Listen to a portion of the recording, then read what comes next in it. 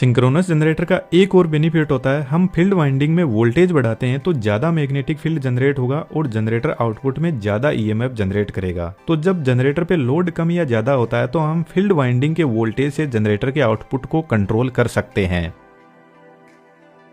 Generator के output को इस सब स्टेशन में भेजा जाता है जहां पर बड़ा step up transformer, circuit breaker और बहुत सारी डिवाइसेस लगी रहती है। तो आप इन वीडियोस को भी जरूर से देखना। यह एक इलेक्ट्रिसिटी जनरेशन से लेकर डिस्ट्रीब्यूशन तक कंप्लीट एक सीरीज चल रही है जिसमें हम 1 बाय 1 टॉपिक्स डिस्कस करते जा रहे हैं। आपने नोटिस किया होगा कि मोबाइल के चार्जर पर फ्रीक्वेंसी 50 से 60 हर्ट्ज लिखी रहती है, जिसके पीछे रीजन यही जनरेटर होता है, क्योंकि अमेरिका में 60 हर्ट्ज फ्रीक्वेंसी यूज होती है और इंडिया में 50 हर्ट्ज। तो कंपनी चार्जर को इसी रेंज में बनाती है। अभी मैंने आपको बताया कि टरबाइन जनरेटर को 3000 आरपीएम की स्पीड पर रोटेट करवाता है और सिलेंड्रिकल पोल रोटर पर 2 ही पोल होते हैं। अब स्पीड का एक फॉर्मूला होता है, speed is equal to 120 into frequency upon number of poles. Speed 3000 है, पोल 2 रखने पर फ्रीक्वेंसी 50 हर्ट्ज मिलती है। तो यह हमारे इंडिया का सिस्टम है। अब इसी जनरेटर में यदि फ्रीक्वेंसी 60 हर्ट्ज चाहिए तो जनरेटर की स्पीड 3600 आरपीएम करनी होगी, जिसका मतलब है अमेरिका का जनरेटर इंडिया के जनरेटर से ज्यादा स्पीड में रोटेट करता है।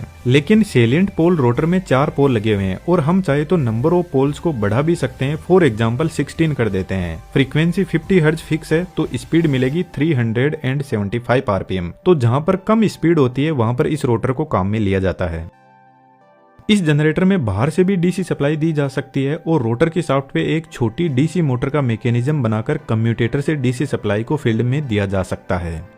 अब सिंक्रोनस मोटर भी ऐसे ही काम करती है, लेकिन उसमें रोटर के साथ में 3 फेज सप्लाई स्टेटर में भी दी जाती है, इसलिए सिंक्रोनस मोटर को डबली एक्साइटेड मशीन बोला जाता है। स्टेटर पर दी हुई 3 फेज सप्लाई से स्टेटर पर मैग्नेटिक फील्ड लाइन जनरेट होगी, जिनको फ्लक्स लाइन भी बोलते हैं, और रोटर पर भी मैग्नेटिक फील्ड लाइन जनरेट होगी डीसी सप्लाई से। और अब स्टेटर और रोटर की मैग्नेटिक फील्ड लाइन एक दूसरे के साथ में लॉक हो जाएगी और अब रोटर स्टेटर की मैग्नेटिक फील्ड लाइन के साथ साथ में रोटेट करेगा। कहने का मतलब स्टेटर और रोटर की मैग्नेटिक फील्ड लाइन एक दूसरे के साथ में सिंक्रोनाइज हो जाएगी, इसीलिए इस मशीन को सिंक्रोनस मशीन बोला जाता है। तो गाड़ियों में दी गई डीसी सप्लाई से फील्ड को कम ज्यादा करके गाड़ी की पावर को बढ़ा सकते हैं और फ्रीक्वेंसी को कम ज्यादा करके गाड़ी की स्पीड को बढ़ा सकते हैं। और जब हम गाड़ी में ब्रेक लगाते हैं तो इस मोटर को अब की बार टायर से पावर मिलेगी, ठीक टरबाइन की तरह। तो यह जनरेटर का काम करेगी, क्योंकि फील्ड वाइंडिंग के लिए सप्लाई गाड़ी की बैटरी से मिल जाएगी और रोटर को तो गाड़ी के टायर रोटेट करवा ही रहे हैं। तो मेरे ख्याल से आपको बहुत कुछ समझ आया होगा।